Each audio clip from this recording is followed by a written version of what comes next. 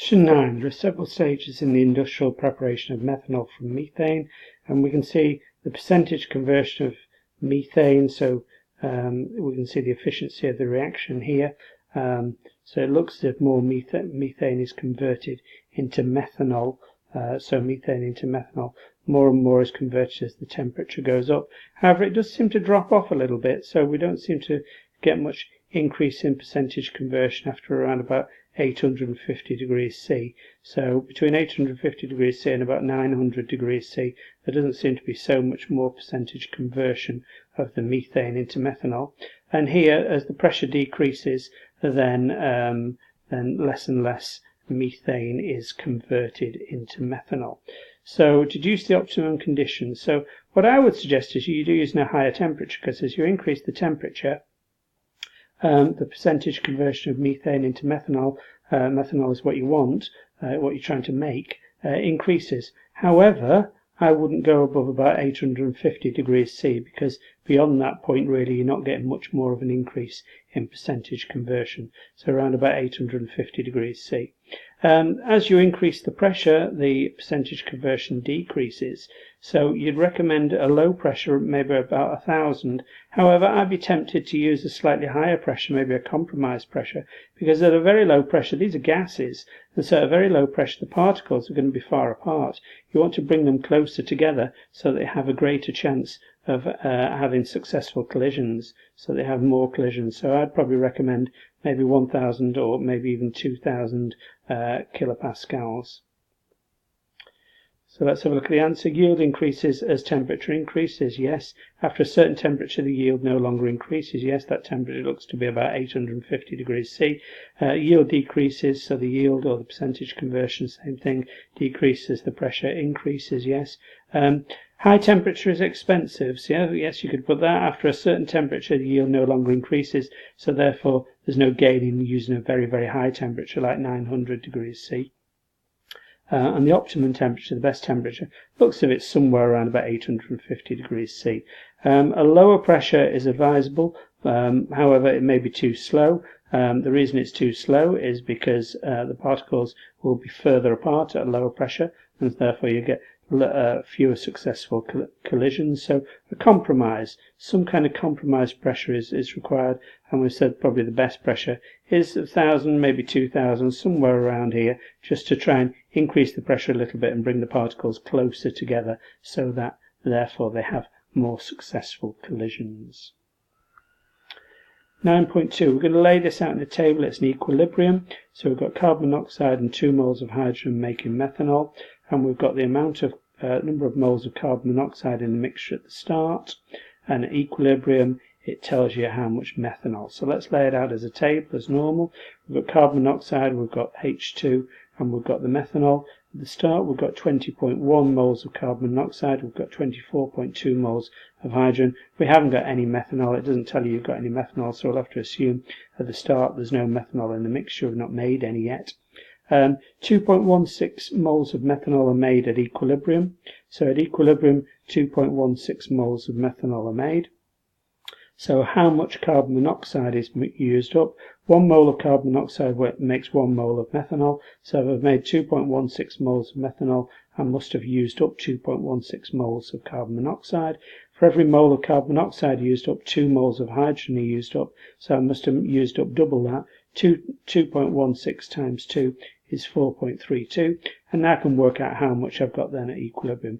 20.1 moles of carbon monoxide at the start, 2.16 at the end. Subtract the 2 and it's 17.94. I'm going to put it to 3 significant figures because everything else is at 3 significant figures. 24.2 take away 4.32, so I've started off with 24.2 moles of hydrogen, I've used up 4.32, I've got 19.88.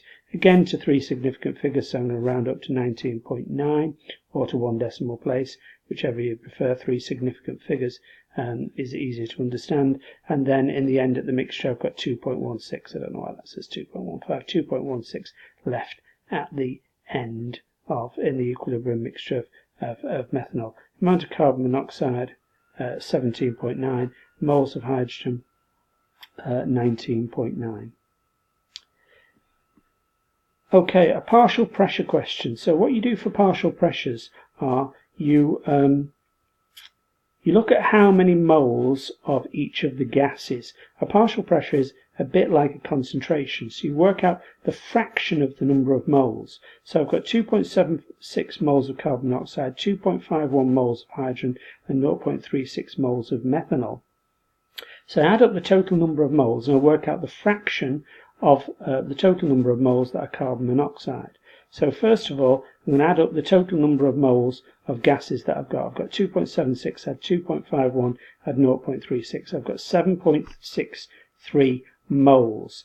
And then what I work out is what fraction of those 7.63 moles are actually carbon monoxide. So that's 2.76 moles out of the 7.63 moles, which equals 0.362 moles of carbon monoxide. Then I do the same for hydrogen. What fraction is hydrogen? Well, 4.51 moles out of the total of 7.63 moles of gas altogether.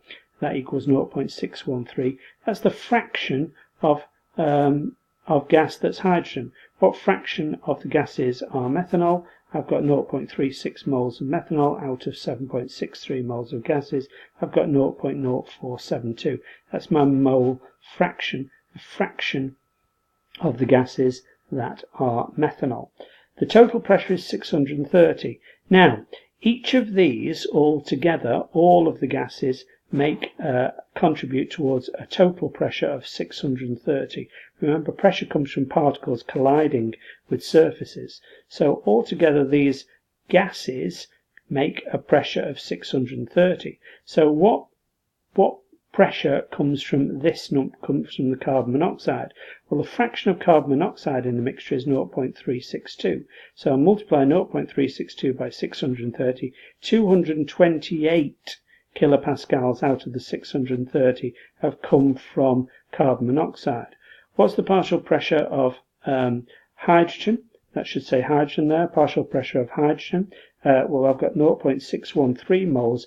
That's the fraction of the gas that in the mixture that's hydrogen. Out of the so what fraction of the 630 kilopascals comes from hydrogen? I'll multiply 0.613 by 630. 372 kilopascals comes from the hydrogen, and then the partial pressure of the methanol, that should say CH3OH, methanol here. I've got 0.0472. That's the fraction of the gas in the mixture that is methanol, and so out of its contribution to the 630 kilopascals, multiply these two numbers together, 29.7 kilopascals of pressure come from the methanol. Now, my Kp here, I've been given an expression here for the Kp. So it's similar to a Kc. So what you do is you put the partial pressure of the methanol, which appears on the right of the equation here, partial pressure of the methanol divided by the partial pressure of the carbon monoxide divided by the partial pressure of hydrogen squared. It's very, very similar to producing a Kc. Instead of concentrations, you've got partial pressures. So my Kp is the partial pressure of the methanol divided by the partial pressure of the carbon monoxide divided by the partial pressure of the hydrogen squared. It's a squared because there's a 2 here, just like it would be if you're writing a Kc. So now I put the partial pressures. Partial pressure of the methanol, there should be methanol here at the bottom, is 29.7 divided by the partial pressure of the carbon monoxide. The carbon monoxide is the top one, 228. And then I've got partial pressure of hydrogen, that's that one, 372 squared, 9.41 times 10 to the minus 7.